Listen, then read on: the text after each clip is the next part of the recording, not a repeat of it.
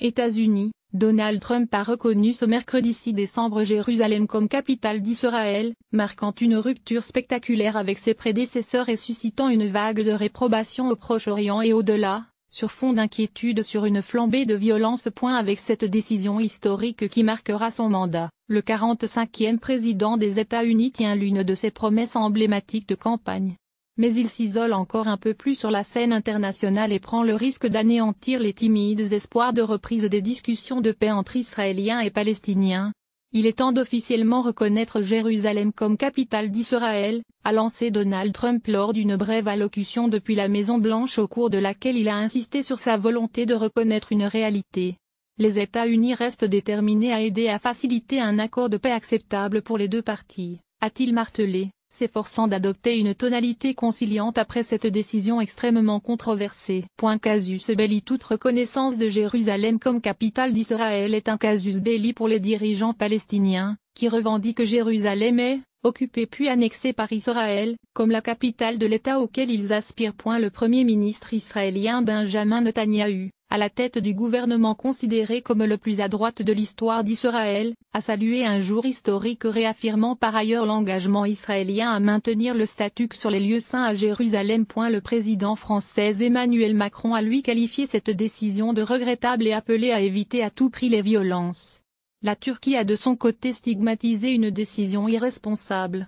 Le président turc Recep Tayyip Erdogan avait déjà annoncé son intention de réunir un sommet des dirigeants des principaux pays musulmans le 13 décembre à Istanbul. Avant même son discours, des dirigeants du monde entier avaient appelé le locataire de la Maison-Blanche à peser ses mots et mesurer les conséquences de ses actes, tant Jérusalem est un chaudron diplomatique.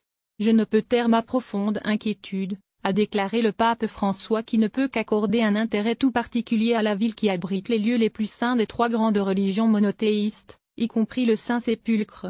J'adresse un appel vibrant pour que tous s'engagent à respecter le statut de la ville, en conformité avec les résolutions pertinentes de l'ONU, a ajouté le souverain pontife. Les groupes palestiniens ont appelé à 3 jours d'orage. Dans la bande de Gaza, des centaines de Palestiniens en colère ont brûlé des drapeaux américains et israéliens et des portraits de Donald Trump.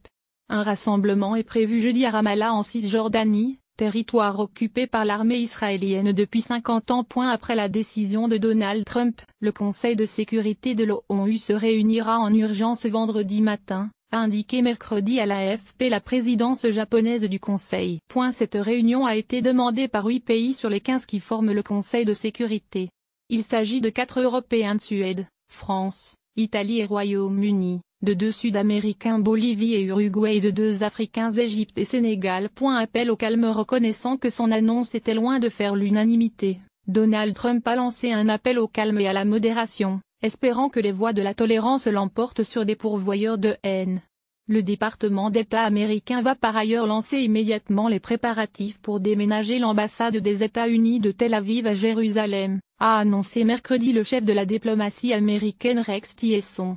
Cela devrait toutefois prendre plusieurs années, puisqu'il faut trouver un emplacement et construire le bâtiment, avec les implications sécuritaires que cela suppose, ont fait savoir des responsables américains. L'autorité palestinienne, interlocutrice des États-Unis, d'Israël et de la communauté internationale, avait prévenu par avance que si une telle décision était annoncée, Washington se discréditerait comme intermédiaire impartial de toute entreprise de paix, et que les efforts en ce sens du gendre et conseiller de Donald Trump, Jared Kushner, seraient considérés comme terminés. La communauté internationale n'a jamais reconnu Jérusalem comme capitale d'Israël et considère Jérusalem comme un territoire occupé.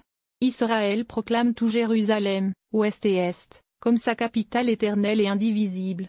Dans un apparent souci d'apaiser les Palestiniens, le président américain s'est dit prêt à soutenir une solution à 2 États si les deux parties tombent d'accord. À la grande frustration des Palestiniens, le président des États-Unis s'est jusqu'ici gardé d'adhérer à l'idée d'un État palestinien indépendant, solution référence de la communauté internationale. Le roi Salman d'Arabie Saoudite, grand allié de Washington, avait prévenu qu'une telle